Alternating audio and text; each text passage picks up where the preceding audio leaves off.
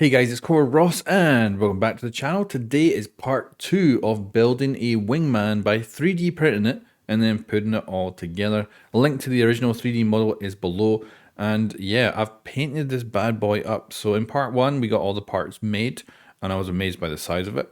And now we are putting the whole thing together. Now I was going for a two-tone paint job here in two different silvers, so like a dark silver and a light silver. So I've got a iron effect paint and a gunmetal paint, but it didn't really work out as good as I was hoping. You can see that it's not quite, you can see the difference in the colors, so that definitely is possible, but I wanted far more contrast. And the gunmetal one is actually just like a gray with a lot of glitter in it. It's very sparkly.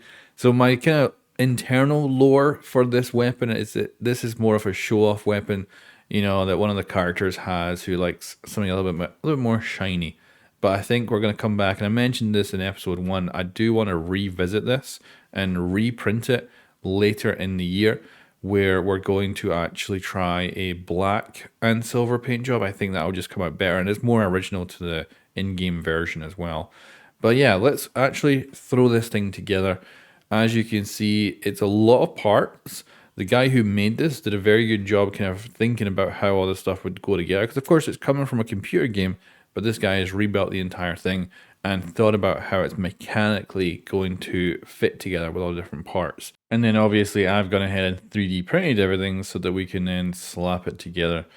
Yeah, it's quite a chunky thing too. And the way it all attaches with the pins that the guy has designed inside, pretty good. Not a bad idea. You can really see his thought process when building it. And some of the parts just snapped together. I like how that just snapped in there with that, which is quite impressive. I love that. The handle here is going to be a little bit looser, so we're going to get that glued in later on. But some of the pins here I'm going to leave unglued because the pressure fit is actually so tight and has quite a tight tolerance that it's actually going to be perfect to hold together. So the main kind of body has the pins glued into it, and then the rest is going to be pressure fitted. And then we'll probably glue the barrel in place too, just to make sure that's nice and stable. And also, this is my first like proper attempt to make a prop. Like, I've 3D printed a bunch of stuff now, but this is the next step up where I've actually painted everything and made something that is cool. So the plan next is probably to move on to another prop weapon. I think we'll put that together pretty soon, maybe next week. But I'm loving the progress I'm making here. I've managed to figure out a lot of this 3D printing stuff and got used to it. And because I've only had the printer basically way less than 6 months now. And this is, of course, the first time doing a proper paint job to any 3D printed parts. So this is a big step up from what we've done before. And I'm hoping to come back with this exact 3D model, redo it later in the year towards Christmas, and do a black and silver paint job. Maybe even give it to my brother for Christmas or something. But I want to come back and redo this because I think I can make the paint job even better. Because it's just a bit yeah, it's not exactly what I was after originally. But I'm very happy with it because, like I say, first ever. But I want to come back and redo this with a better version. So this is me actually fitting on the gun's handle here, because although there's pins there, these ones definitely don't pressure fit in too well. It's not going to hold it in place. So we're going to get this glued up and we'll leave it to set overnight. Even though the glue here should be done quite quickly when it sets, but I'm going to leave it a little bit longer just to make sure. But yeah, you get a good idea of this thing now complete with all the parts together, and I'm freaking happy with it. It looks absolutely sensational.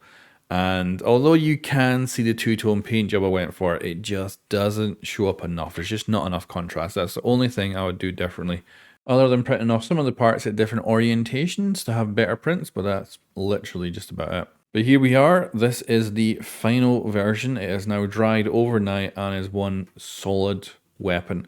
Now, some of the pins there on the front are not actually glued in, so I could actually pull off the whole front assembly. The actual bits for the rails are snap-on. Now, I probably will glue them in eventually just to make sure they don't go missing.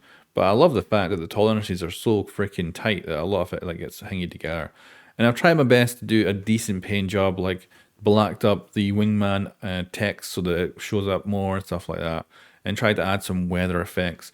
But the only downside, like I say, is that I want to go for a black and silver paint job next time.